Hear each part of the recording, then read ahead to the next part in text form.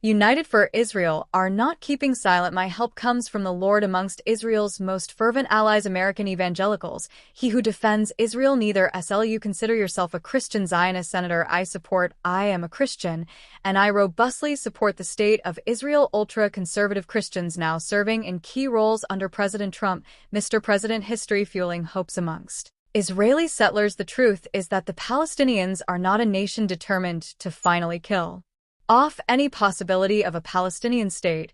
They just want to drive people out. Annexation of the West Bank means where music done hallelujah in a 12th century Jerusalem church. A group of American evangelical Christians are singing in praise of Christ. We join them on a tour around the Old City, so the most holy place for Christians who come to Jerusalem. Leading us pastor and biblical archaeologist John Delaney from Pennsylvania. Initially the entrance was from the east for these devout believers.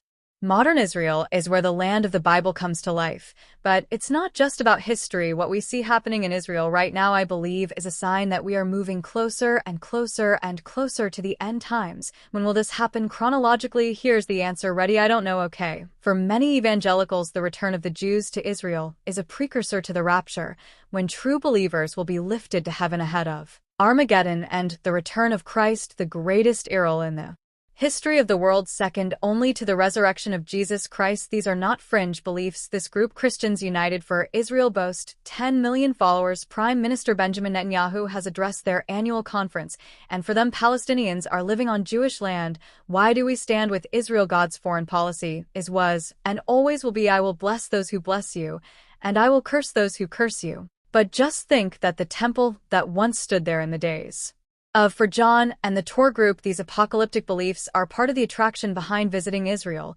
and a lot of the evangelicals you interact with, for them, this isn't a myth or a metaphor. It's a literal sequence of events that they believe will unfold. Absolutely.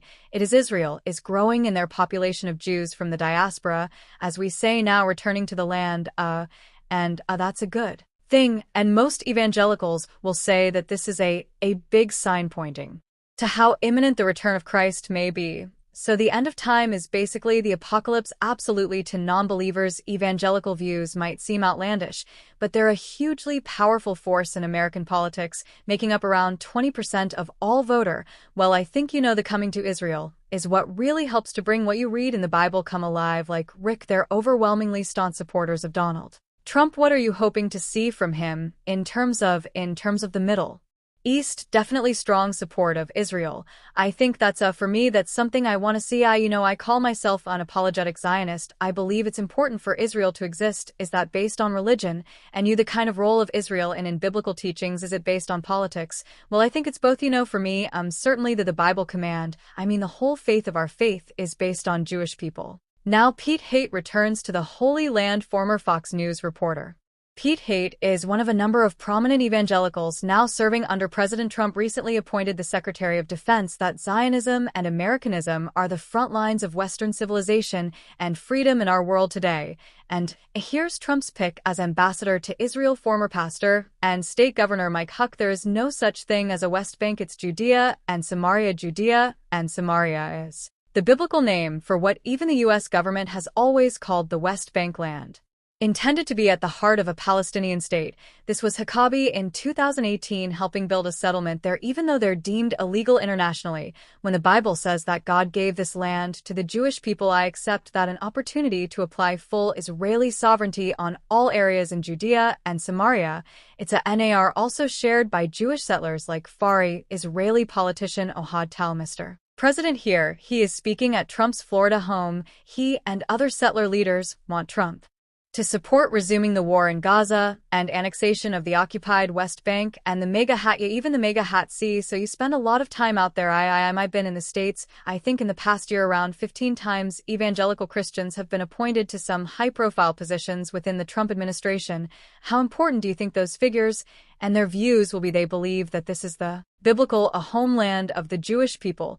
So definitely I expect them to support these policies. Also, with Trump in office, Israel's settler movement hoped to formally take over the occupied West Bank, destroying any remaining possibility of a separate Palestinian state if you were to annex the entirety of the West Bank, including the Palestinian majority areas, and then did not give that population equal voting rights in the state that they were living in to the Israelis. That would be a Pard, what other word could there be for it? The truth is that the Palestinians are not a nation, they are a tribal society.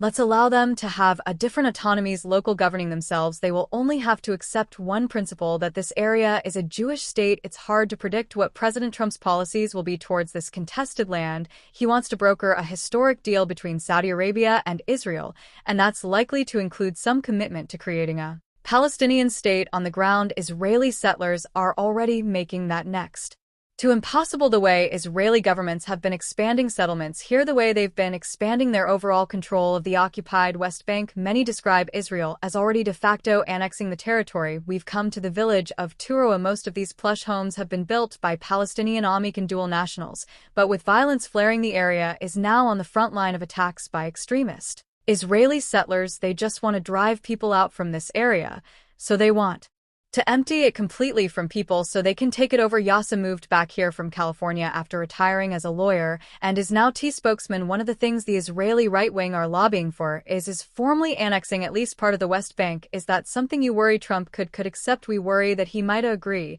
and he might do that step, which is a very, very dangerous step for us Palestinians. It takes away the hope that we have been living for, which is an independent Palestinian state. Annexation of the West Bank means we're done in that general on the horizon, an ancient biblical site, and ever-expanding Israeli settlements.